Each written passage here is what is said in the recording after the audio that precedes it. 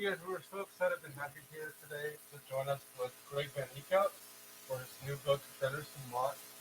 For those who haven't read him, he does these amazing, just charming, funny, middle grade books. Mostly I'm a horror guy, but I love them myself. And this one has got Norse mythology in it. And we have Fenris, the wolf that will be talking about some Norse mythology and the girl who returns to save him and from the precociousness of the gods. So that sounds really fantastic. We have as his conversation partner, Jonathan Maberry. This is New York Times best-selling horror, suspense, thriller, and now dark fantasy author. So we're giving him a big hand here, and we hope you're well in life. Thank you. And it's fun to be here with you, Greg. Thanks, Jonathan. Okay. Oh, I'm on the mic. Okay. First of all, thanks, Jonathan. Jonathan is an extremely busy person. I'm not exaggerating. He literally has an entire section of this store to himself. I'm not even kidding when I say that. It sounds ridiculous, but it's true. And thanks to our studio audience in here. I appreciate you coming out.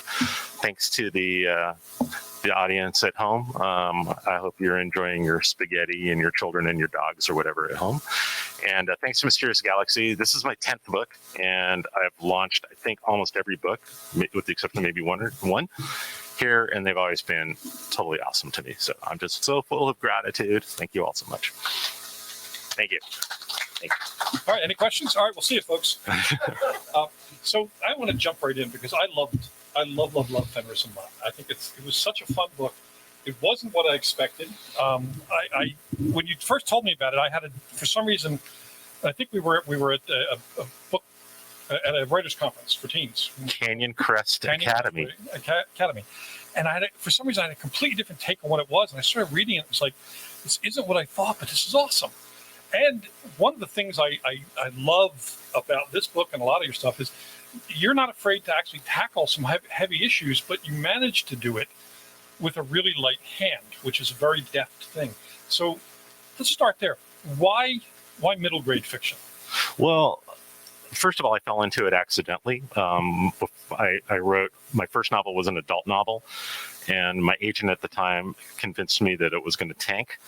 So I thought, I better before the book is out, I better completely rebrand and reboot. So I thought, let's do something very different from urban fantasy. Let's do middle grade.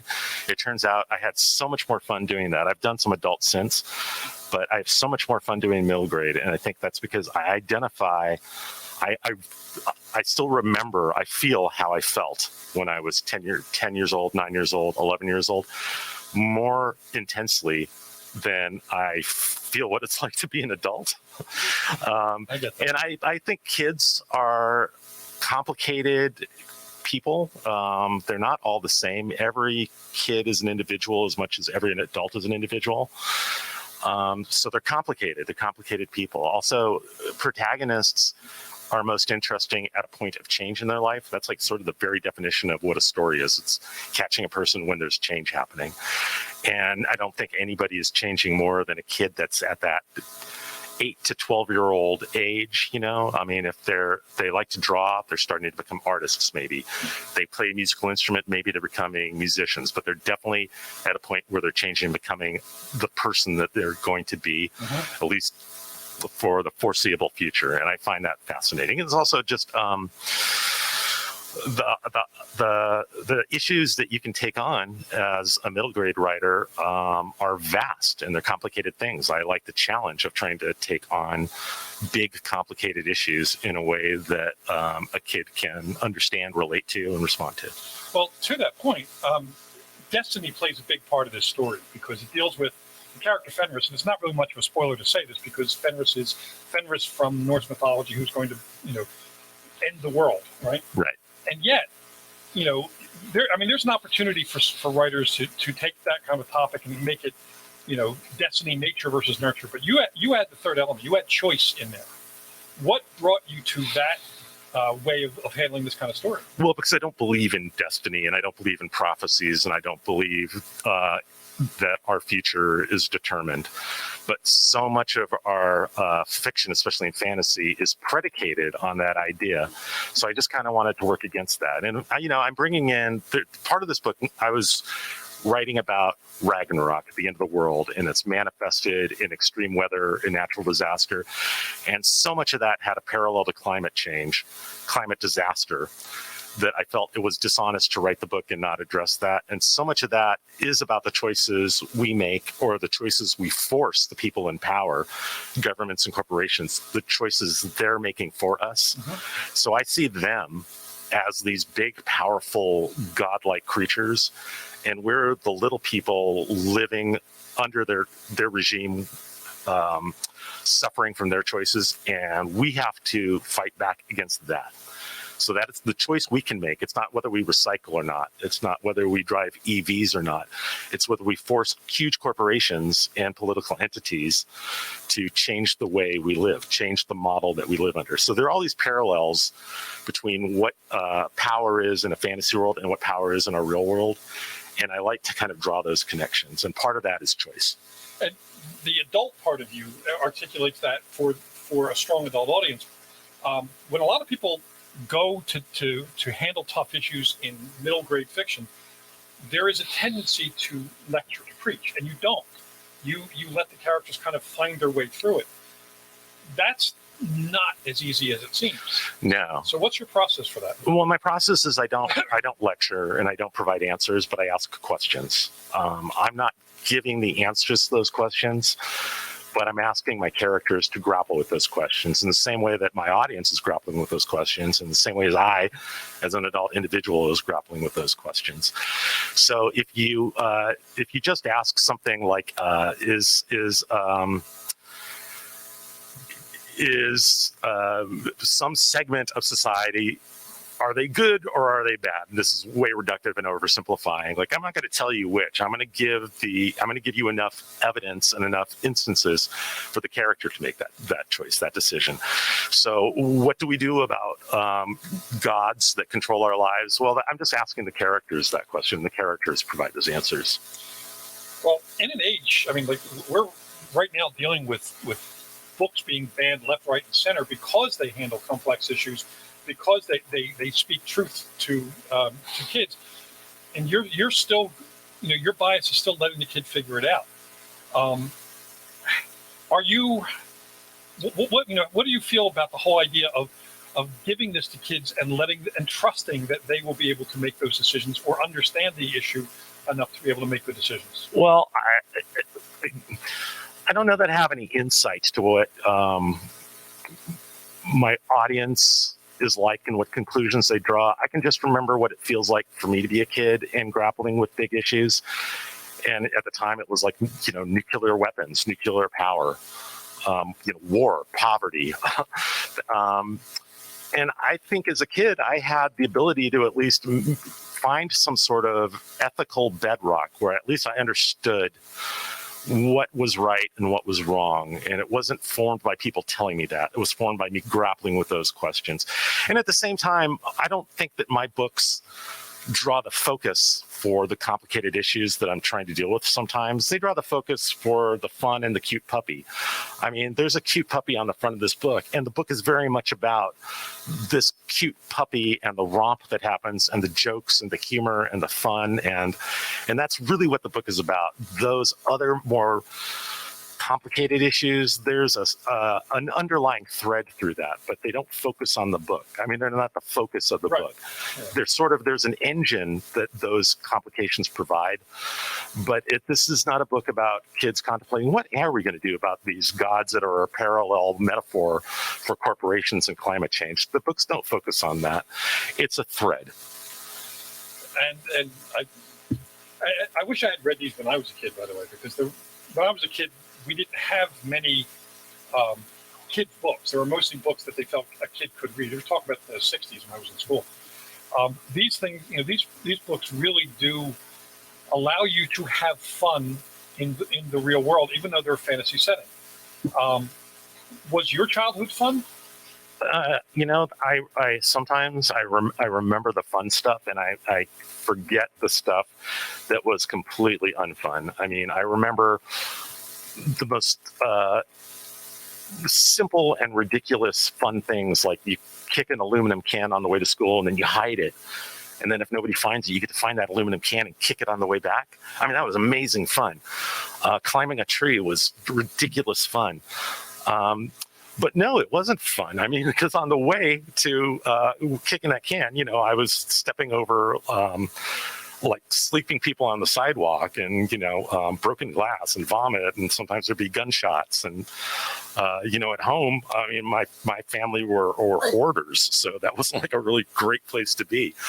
But I think that maybe that my memory of those fun things, I don't know that it's necessarily like a defense mechanism. I think it's the power of fun.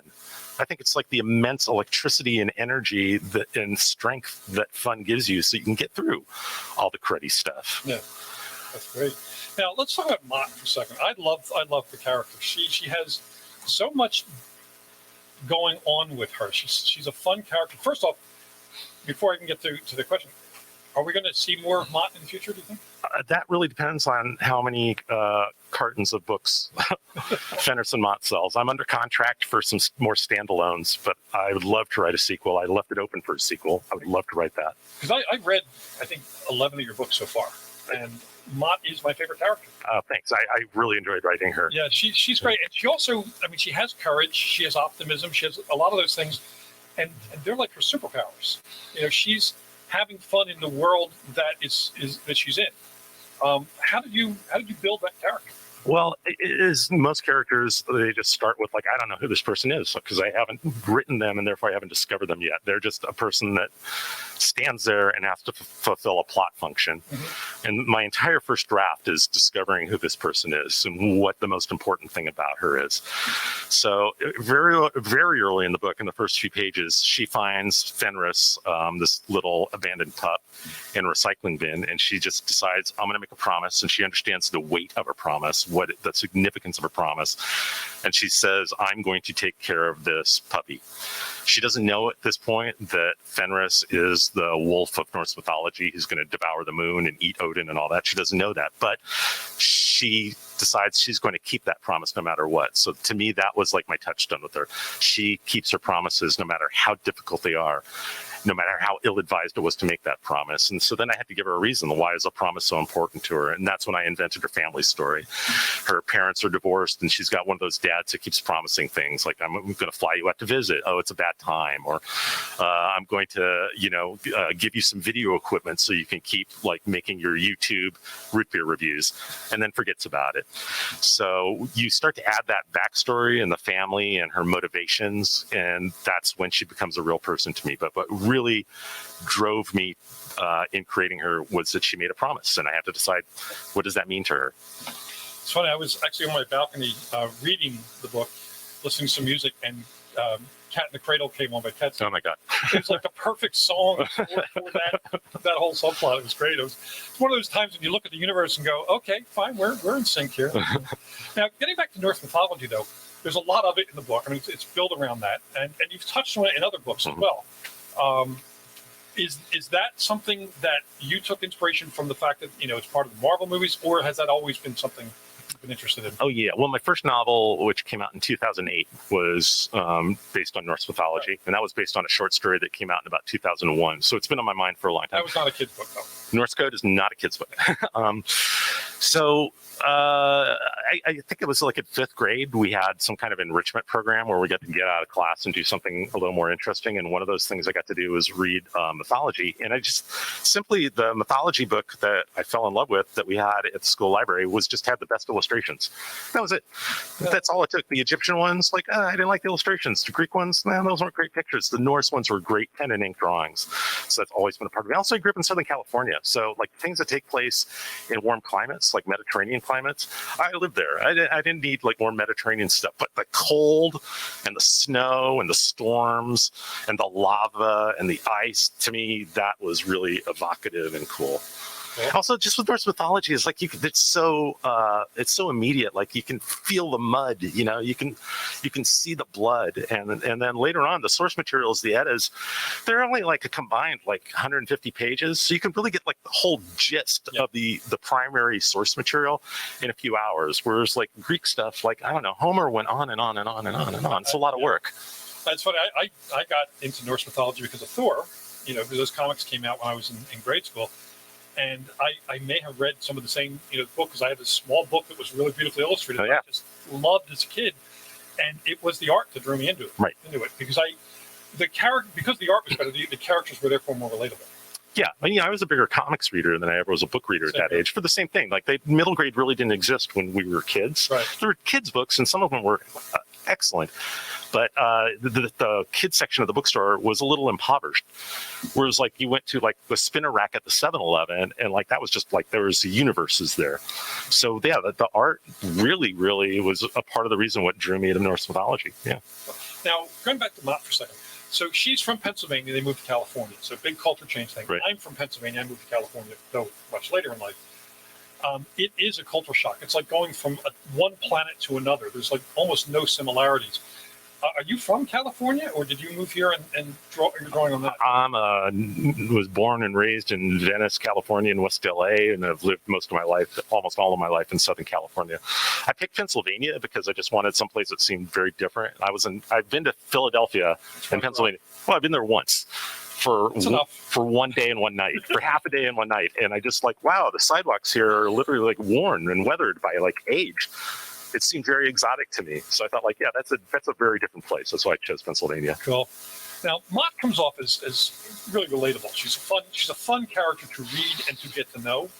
Is she based on either entirely or in part on different kids you knew growing up? No, because all the kids I knew growing up were immense jerks, really. If I think back, it's I'm sure there were some of them who were nice, but in my memory, most of them were just kind of creepy. No, Mott is a total invention. I just invented or grew this person sort of you grow magic crystals in a fishbowl. Yeah, so that's how she developed. I don't. If there's anybody that I went to elementary school with out there, I don't mean you. We'll edit that out in post. I'm just saying. Come get me. Now, you also have some characters that you kind of love to hate a little bit. Gorm the Vicious, too. Where did they come from, and what's your opinion on building interesting villains? Well, 2 is from Norse mythology. Gorm the Vicious is a Chew's minion, and I just like the name Gorm the Vicious. And there's Hermod, who is a made character in my first book, Norse Code, and he's kind of a side character here, a different version of him. So I drew from, Norse myths. The thing about mythology is often the characters in mythology, they don't necessarily have a lot of personality. We put our modern sensibilities of what we want in fiction on them, but in the primary sources, a lot of times they don't really have a lot of personality. I'm coming around on what I think a villain needs to be. To me, a villain had to be as interesting as the heroes. That's just sort of a standard thing we learn as writers. The villain has to think that they're the hero of the story, and that's something we learn as writers. But as I find, at least since around 2016, we've had a lot of villains in our lives all the time. One or two. Are they interesting people? I don't think so. Do we need to be empathetic with them? I don't think so. I think what a villain is, it's just a person with a great deal of power, political or monetary, and an intention to do harm. And I don't feel I need to empathize with that person. I feel I need to beat that person now. And that's a very, very different from the way I learned to write. But I'm starting to feel that's maybe more in tune with how I feel about the way life is actually working. Yeah. The villains are there to be ugly, creepy, and I mean emotionally and intellectually ugly people. They're meant to be awful, and that's I deal with them like I think we should deal with awful people, which is I don't give their feelings a lot of thought anymore. Well, let's go to some non-awful characters. Fenris is cool. Fenris. He's a puppy. He's so good. You have Weird Kid. You had Voyage of the Dogs. Clearly, there are dogs in your frame of reference. Are you a dog guy? Well, I'm a dog guy. I have our own dogs, Dozer and Amelia, and they would like to say hello to Rosie. Rosie says hi back. Yeah, well, I've come to the conclusion that if you can have a dog in your book, why wouldn't you have a dog in your book? You can. Nobody's stopping you. It's not like you have to pay extra. Just have a dog in your book. Why wouldn't you? Do any of the personality traits of your dog show up in your fictional dogs? Yeah. Amelia was Growler in Weird Kid, and all Growler did was growl. like, malevolently. That's little Amelia. Lopside was the main character in Voyage of the Dogs, and Lopside is based, like, visually on Dozer, and just an intrepid, slightly nervous, but, forthright stand-up dog. And then Fenris is pretty much every puppy, just cute and destructive, just adorable and destructive. And Fenris, of course, instead of chewing through phone cables and chewing on furniture, eats trucks and eats A-list movie actors. As some dogs will. It's not that big an exaggeration. It's not. Rosie's only 14 pounds, and if she puts her mind to it, she can do more damage than a herd of cattle. Yeah, well, they're little, like, dense, like, balls of destruction and chaos. With teeth. They're little condensed wolves, only angrier than wolves. And they're cuter. Their personalities are cuter than cats. You tend to forgive them more. But, they just look at you with those eyes, and it's like, well, that's okay. I didn't need that phone cable anyway. Is this your femur? Marrow. So, okay. With the types of stories you're telling, you've switched back and forth from adult to kid stuff. What's your lane of choice? I know you're here promoting a middle grade book, but what do you find the most satisfaction in, middle grade or adult fiction? Middle grade, easily. I don't really feel that with middle grade fiction, I have to dig deep to find something that's important to me, something to say. With adult fiction, it's a little more difficult. See, adult fiction, somebody reading an adult book is reading in conversation with every other book they've ever read, especially in that genre. So I feel like, to an extent, like I'm partially out of that process. Whereas I feel with kids' books, they're reading just that one story and focusing on that. I don't think they're reading like a science fiction book and saying like, oh, let's see how he's handling faster than light travel. Well, I read like several books in the 70s of hard science fiction. They handled it much differently. Or, they're not having that conversation. They are in that story. And I feel as a writer, I find that rewarding. Nice. Now, there's a lot of optimism in your characters in your middle grade books. Despite some really weird stuff that goes on, there's a lot of optimism. We're living in an age that does not seem to want to cultivate optimism. So how do you sustain your optimism enough to be able to write something as upbeat as this? How do you keep that in your head and heart when you're living in this world? I'm not going to lie to you, Jonathan. I'm not always feeling that optimistic lately. I got to tell you the truth, my friend. It really takes a little digging and interrogating my own heart and finding, like, where can I find the hope that I want my readers to have? Where can I find the optimism that I want my readers to have? And it's a credo with me.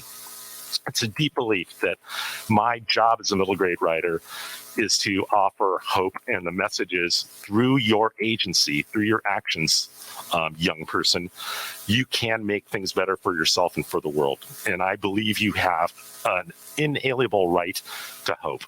When I write for adults, I still want to write hopeful stories, but I don't have that. I don't have like a legal obligation to give adults hope. I mean, if they get some, they should count themselves lucky, but I do not owe it to them. Kids, absolutely, I owe it to them. And if I have to pace the floor and force myself to feel optimistically and to find a way to hope, that makes me a happier, better, more hopeful person. But more importantly, it helps me fulfill my promise. Well, I mean, that's a fantastic viewpoint. I love it. Jumping around to one of your other books, Cog. Love Cog. Thank you. Love robots. Next to dogs, robots are my second favorite thing in the world. What's your take on robots? Is it just a convenience for that story, or are you actually a robot fan like I am? Neither, really. So I had a writing instructor, Maureen McPhee, a fabulous writer. Seek out all her works. And she told me that the best thing to write about are the things you're obsessed with. So some point back, decades ago, I wrote a book about a broken robot, or a story about a broken robot, adult science fiction.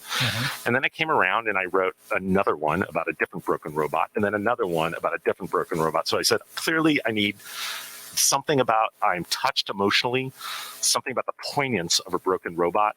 And like, Jonathan, aren't we all in some ways broken, and aren't we all programmed to do things that is trying? Yeah. So I thought, like, this is an obsession of mine, I should write about it. And so I intentionally sat out to write about a broken robot kid. I had the scene in the beginning where the robot is saving a dog and gets hit by a truck and is damaged. And I kept coming back to that scene for years before I unlocked the rest of the book. And at a certain point, friends advised me, like, maybe you should put this one aside for a while. And I did, but I kept coming back to it. So, yeah, I'm not a huge, like, robot guy. Okay. Now, another science-based question. Voyage of the Dogs. You have the Barkanauts. Instead of astronauts, astronauts, Barkanauts. First off, I hate you for having come up with that idea first, because I would like to steal it. I didn't come up with Barkanauts, though. My friend, writer, Jen Reese, Everybody Prince, and Game of Fox and Squirrels gave me Barkanauts. That's pretty great. I'm not giving her any money. But your wife is an astronomer. Yep. So how much of that book was written because your wife is an astronomer? Well, she helped me write the book. I mean, I've been a science fiction nerd since Star Wars and Star Trek, since I was 10 years old.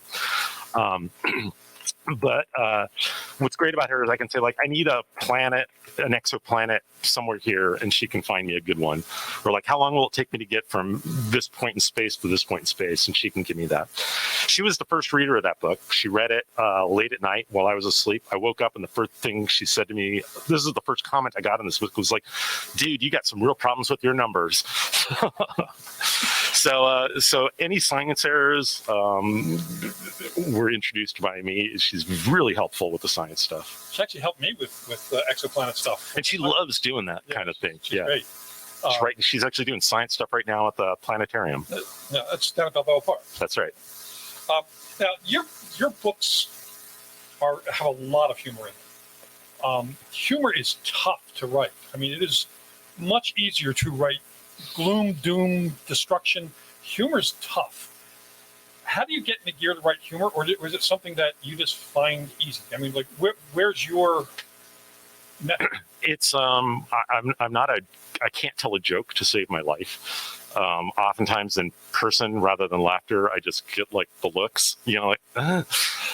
So I'm not a really like naturally funny person, but the voice that naturally occurs to me has a sort of snarky humor to it, and I cannot beat that out of my books. Even like I've written books about like horrible adult books, horrible cannibal wizards doing gruesome things to each other, and it's still I cannot resist cutting a joke. And it's almost like I'm the person that says the inappropriate thing in an attempt to relieve tension.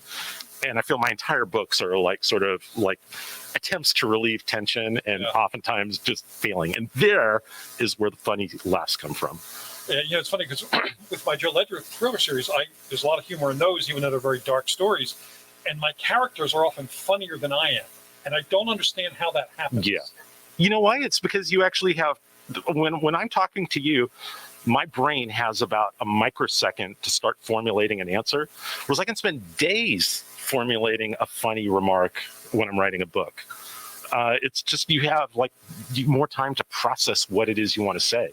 I'm much cleverer, more charming, more witty, funnier, more eloquent in my fiction just because I have more time. Sure. I don't have time in my like real life to be funny, eloquent, witty, charming. Life's coming at me too fast. That's great. That's why so often my responses stuff is just like scream and cringe and hit the mic. Now, and we're going to take questions from the audience in just a second, and also from online. One more quick question before we do that, though, is you did a book called Weird Kid. MOTT's a little weird, Cog's a little weird. A lot of your characters are not cookie cutter, cliche version of kids. They're strange, they're a little weird, and you celebrate that. I love that about your books. It's one of the reasons I keep reading your books. Even before we were doing this, I've been reading your books for years. I love the weirdness in it. So what does being weird or unique or uniquely yourself mean to you as a person and you as a writer? Well, this may come as a shock to you, but I was a weird kid. And I wish I'd felt celebrated and appreciated for those weirdnesses rather than like have to sort of survive it. Especially in middle school, just surviving being weird was just like tough. So for those weird kids, I am in total sympathy. There's one incident. I was at a book signing and a kid came up to me and all he wanted to talk about was pencils. Pencils. I don't know why. I didn't bring it up. He wanted to talk about pencils. So we had a conversation about pencils. And I told him there's like a store in New York City that sells pencils and only pencils. And he like floated away into light. And I remember that kid was going to be in middle school, like in maybe a year. And I just remember thinking like, don't break this child. Let this child be the person he is. Let him stay that way if that's what he wants. Let him be that weird. And I kind of think of that kid every time I write another weird kid. That's what makes every person beautiful, is their weirdness. And there's so many opportunities to have that beaten out of us. Yeah, and unfortunately, weirdness is used as a pejorative so often rather than a celebration of individuality. Yeah, look, what about uniqueness and specialness and true, like being exceptional, not for what you do for a living, how much money you make, what you even contribute to society, but just for who you are. I mean, that's what makes this interesting. I know a kid when I was in school who swore she could speak to lizards. And I believed her. Yeah. How I can't speak to lizards. How do I know she's not? Well, if she was in fact speaking to lizards and felt like she was getting some communication back, like who's to say she was wrong? Exactly. Yeah, there's no empirical way to prove that she's wrong. That's right. I just assumed she was right. She probably was. I hope she's still speaking to lizards. So we're going to open it up to some questions. Anybody have questions here? Yes. We have a 2-for-1 sale. Yay! Hi, Alpha Color Kids. So you write a lot of novels. Do you read a lot of novels? Like, do you get in that zone and read? I read it just because it's my field, and honestly, most of what I read is stuff that I get sent. I'm a slow reader. But yeah, I do. I mean, I do. Not as much as I should, and I'm not as conversant with the field as I ought to be. But oftentimes, if I'm reading a novel, chances are it's going to be middle grade. Okay, then the other question has to do with stuff that, so I went back to Goldman to Red Dudley, where they're bringing the girls from, right? Because most of the time, when as adult women, we write men writing women, we read men writing women, we're like, oh my gosh, so it's a different kind of thing. Like younger characters, but I always want to know, like, where did you get those female characters? Well, first of all, I have this maybe reductive and simplified view that female characters are first people, and people are as quirky and individual within genders as everything else about them that's not part of gender. But most of my friends are women. That's been true throughout my entire life. I get along with girls, and maybe it's something about me not being like a jock or being into sports or other dude things when I was growing up. So yeah, this is my first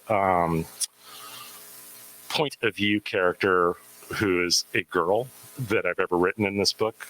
I'm doing it again in my second book. And I'm looking forward to the feedback to see if I'm doing a credible job, if I'm doing a good job, if I'm doing unintentional harm.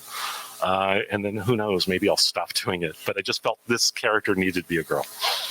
Yeah, I want to tackle that one too, because I grew up with 4 sisters. So I had no choice but to understand girls because they were around all the time. But also, when I was a kid, I was a reader. And I used to get made fun of for reading by my buddies. Inner city Philadelphia in the 60s. If you're reading, you're weird. But all the girls read. So I had more meaningful conversations with girls than I did with my male peers. They were the first book people. And it made me happy to be a book person back then. And, even now, 70% of the readers are women. So you did pay attention to the people around you and also ask them questions. I interviewed them. I will say it's unfair that I think we get so much credit for writing girls and women when there are thousands of authors who are women who aren't getting that same credit for writing girls and women and writing men. Yeah. Well, maybe, I've been on a crusade in the last 7 years. Like, my Star Trek fans are Star Wars fans.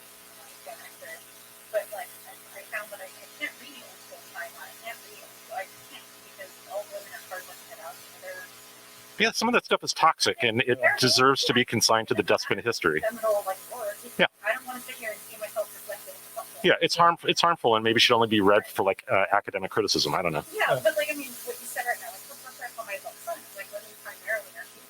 And so I think when women write them, we know that.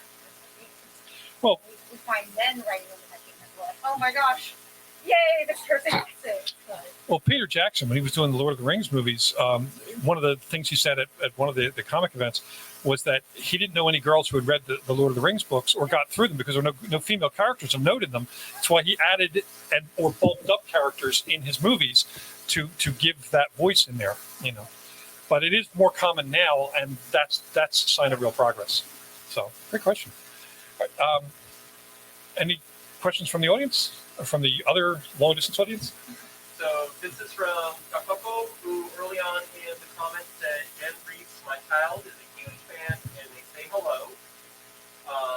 Their question is, Fenris or Fenrir? In Norse code, my first book, it was Fenrir. This one was Fenris because I wanted it to be the more easily pronounceable, spellable version of the name.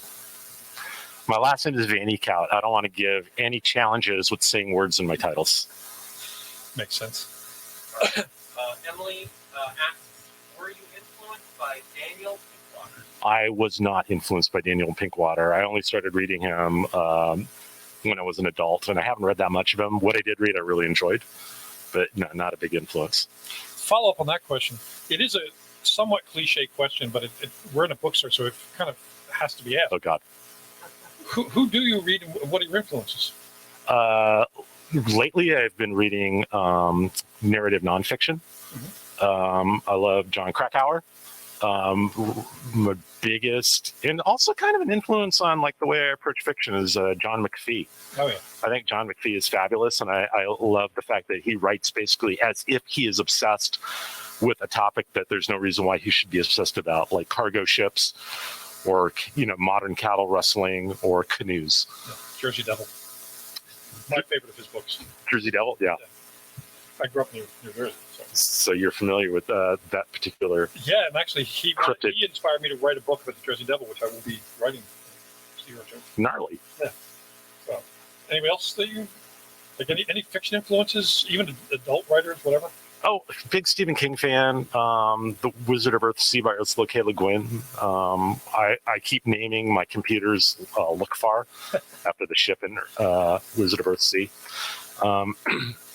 That's really, I was asked this question literally like 2 weeks ago, and I blanked out. I'm blanking out a little again now.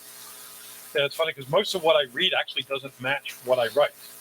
You know, I write a lot. I read almost like 80% mysteries, and yet I write almost everything but mysteries. You don't write mysteries?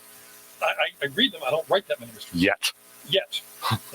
That many. By the way, that many. My agent is shopping a teen mystery. Well, there you go. But there you go.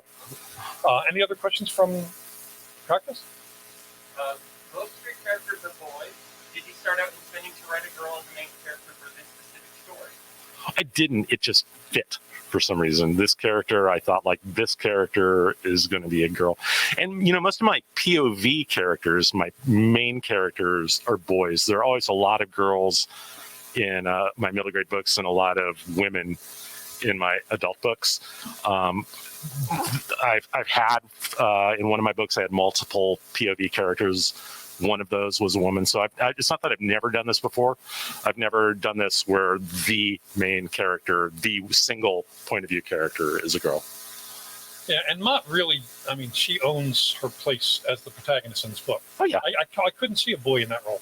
For some reason, and, you know, it would have been a different book, and I don't know why. And sometimes I don't interrogate why I come up with some of the creative decisions I do. If they pop into my head and they don't seem wrong, then they're right. Fair enough. Any other questions from the audience here? Yes. Hi. Hi. My name's Elizabeth. Hi, Elizabeth. Oh. I have a question. As you're looking at those that are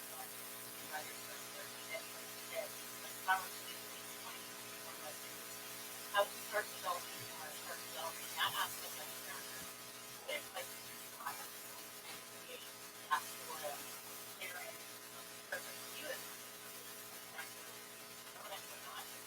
is for someone first starting to think out primarily, I would say be an observer of humanity. People are funny, whether they're the kind of funny that they tell jokes or the kind of funny that they're so serious that it's funny, or just they do funny things because people are ridiculous when we do funny things. So listen to voices, watch actions, and start to draw your inspiration for how to infuse your characters with humanity and depth from the depth and humanity you see around you. And then with that, how would you tell them to take notes about those sorts of things, like how to explain how to talk and how to Well, I don't have it with me, so this is a lie, but I always carry a small notebook, except for right now. Same here. what sort of things would you I would just write up, if somebody says something funny, I'd write, start or like what would yeah, I'd write a piece of dialogue. Write how, like, it strikes me as not haha funny, but funny now that we're having conversations where I'm only seeing like 1/10 of your face. You know, and so I'm starting to imagine like what's underneath the masks. Are they? the honesty into it, how they look, or Well, you know, it's no. I think what they should write down is how they feel about what they just saw. Like if I were going to write down like people wearing masks strikes me as funny. That's enough to trigger my brain to remember like what struck me as funny. If it's not, I might write people wearing masks can't see their faces, piranha teeth, because that's what I'm imagining now. For all I know, you all have piranha teeth. You now have to write that because that sounds like a story waiting to be written. Sure. After maybe 20 years after this whole thing is over. the low level detail and so important is done right. And so thank you very much. Sure, and if you, what triggers my brain is the practice of listening to my brain when it's triggered, and it's just a process. So like anything that interests you, anything that strikes you, sometimes it doesn't have to be significant. Pretty tree, or ooh, tree green, or oh, look at the way the light comes through the tree and casts moon shapes, because any detail that strikes them as interesting, write about that. I wouldn't ask them to write down something that doesn't strike them as interesting, because they're not going to want to write about that later. Yeah, it's funny. The notebook thing. Notebooks just never trust the memory. That's one thing to teach the kids early. Never trust that you're going to remember it later on. I actually found some notebooks from like 15, 20 years ago, and they one notation there triggered a memory that allowed me to remember the scene. I was in an airport and two people were talking, and it was one of those people who can't curse, or so they're starting with, "Oh, holy flaming goats." Yeah. And I thought that was the greatest thing I ever heard. I wrote it down, but I forgot about it, so I found the notebook, and now I've got to use that in something. It totally, they say that we don't lose memories, we just lose access to them, and so you get that access back through notes. But I would also like to explore the where some of this stuff comes from. Like when you hear a thing that somebody says, you as a writer, we as writers get a chance to then give that backstory that we can't get sometimes from the real world, and that becomes fun, because then we become co-creators in that little bit of weirdness that we borrowed. Oh yeah, and we completely, like in an alternate, we gave that person an alternate universe, an alternate reality. Any other questions? Are there any characters that have changed from your initial draft to final in your most recent manuscript? In my most recent manuscript, is one that I'm currently revising. In small ways, sometimes, I'll when you're in the moment of writing and you're just trying to keep going, you'll come up with an arbitrary decision. Like, my character is angry here. And then that can set you down a path where, like, now this character is this person because I made an arbitrary decision in a moment of desperation. And that happens quite a bit in my first draft. So then you have to go back and say, like, did I really want or need this character to be this way? So you start to kind of change those points where that character diverged from maybe what they could have been. So yeah, every character is constantly changing. Also, I am changing as a person, and the person I was a month ago when I wrote a line is a slightly different person than I am now. And maybe the person I am now doesn't want to stick to the decisions like Greg from a month ago made, because he was grumpy and tired, and he just read about monkeypox or whatever. We'll put that guy to rest, and we'll come up with a different version of Greg, the writer. Nice. When you're, I know with COVID we can't do as many school visits as we used to do. Yeah. So are you doing any Zoom school visits or anything like that? I don't know what I'm going to be doing upcoming for this book yet. That's still in flux. It's summer, so I've done quite a few Zoom visits, and while I seriously miss going into the classroom, because to me that is like my favorite kind of book event. That is a huge like adrenaline rush, and it's fun. I've gotten to talk to schools that ordinarily I would never have gone to, like in states I've never been to, in some cases in countries I've never been to. So that's something that I hope we don't lose. At the same time, I'm really anxious to get in a cafeteria in front of 200 screaming kids who are not happy to see me. They're just happy they're not in class. But I will take that energy and I will accept it. So yeah, there's some stuff in the works. Maybe in the next few months. And I mean, as much as I love meeting groups of adults, and no offense to any of you adults in the room, but I love meeting groups of kids. I find them so endlessly fascinating, always smarter than I think they're going to be. And I know how smart they are, and they're still surprisingly bright. And it always encourages me to write up to them. Oh yeah, well, I mean, they're sometimes they feel like they're born with a base intelligence that gradually gets eroded away by the absurd machine of modern life we've built. And I'm not saying like they're like pure spirits or anything, because like, you know, I was an awful kid in my own way too, and some of them are actually awful in their own ways, but they're fun and interesting, and their hearts and their brains are wide open. They're just really cool people. Can you talk about what you're writing next? Yeah, well, I wanted to write a heist story. It's another thing that I've written more than once, because like heists, robberies, I'm really fascinated by them. My research for those are reading like real ones, because they're more ridiculous than fiction. So I wanted to write a heist story, and I also wanted to write like a scary October feeling story. So the thieves are ghosts. They're ghosts who are stealing a device that can potentially return them to the living. That's fantastic. I love October stories. Ray Bradbury gave me like one of the first off the press copies of Halloween Tree when I was a kid. Great. I mean, those stories, there's something about October stories of you know, or spooky stories in any part of autumn that stick with us longer. So I can't wait to read that story. Do you have a working title for it? It's called The Ghost Job, because, you know, they're doing a job and they're ghosts. Any other questions? Yeah.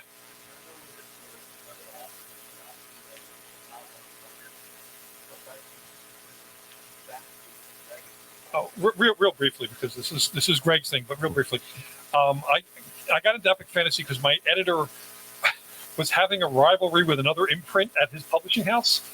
He's with Griffin, and the other imprint is Tor, and they wanted fantasy, and they know that I will try anything because I love every kind of fiction. I read all the way across the board.